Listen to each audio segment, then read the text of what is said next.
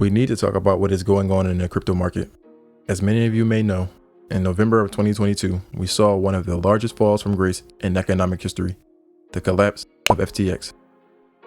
I am going to give you a brief summary of the events, but before I do, please take a second to like this video and subscribe to the channel for more content like this. To give the SparkNotes version of the story, FTX became one of the largest crypto exchanges. They held over $10 billion in customer funds. They even created their own token, FTT, which in September of 2021 reached an all-time high of $84.18. It is now hovering around an abysmal $1. To make a long story short, FTX began losing credibility. This also caused the price of Bitcoin and Ethereum to plummet to 2-year lows as well. Customers ran to sell off their assets to limit their losses before a complete meltdown. However, there was one huge problem. FTX no longer had their money. This may seem a bit confusing, so let's go into further detail.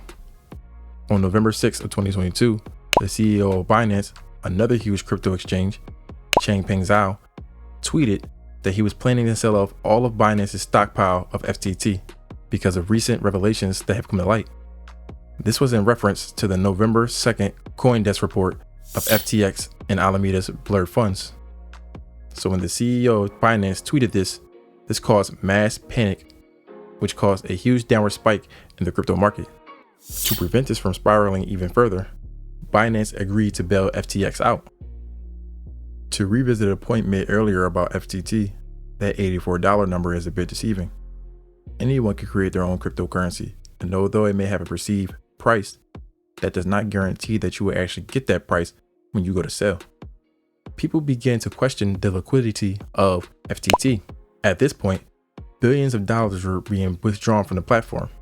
FTX put a pause on non-fiat customer withdrawals to stop from some of the losses. Upon further investigation, Binance decided to back out of its deal to bail out FTX.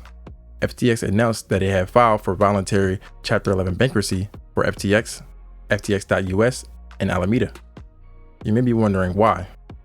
If customers gave FTX money in exchange for cryptocurrency, and those currencies are still there, then why can't FTX just sell those off and give the customers their profit back? Well, for starters, FTX no longer had these customers' money. On November 11th, hackers stole an estimated $600 million from crypto wallets, but that does still not account for the other billions of dollars that the platform had control of. Well, for those billions, they were essentially gambled away. You see, FTX was using customer funds to bankroll other ventures. This may not seem like an issue on the surface. Banks do this all the time. You give them your money, they loan your money out and or invest it, and they give you a minuscule amount of interest while they keep the profit that they get from giving your money away. However, if you went to withdraw your money from the bank and they did not have it, that would be a much larger issue. FTX used customer funds for one more thing, to bail out Alameda. Alameda, which is also owned by FTX CEO Sam Bankman-Fried, ironically was ran by his now ex-girlfriend Caroline Ellison. Alameda was a trust fund company. They made risky investments that failed horrifically. Sam Bankman-Fried stepped in to save his former girlfriend, bailing them out of an estimated $10 billion hole. These billions of dollars were funded by FTX users' money. Combine that with a multi-billion-dollar bank run, and you have a perfect storm. FTX now had over $8 billion in liability with no way to pay it back. This brings us to today. Many of the top executives at FTX, including Fried's ex-girlfriend Caroline Ellison, have already pled guilty to various charges and have also agreed to cooperate against Fried. As of today, he is now in US custody and is being extradited to the States.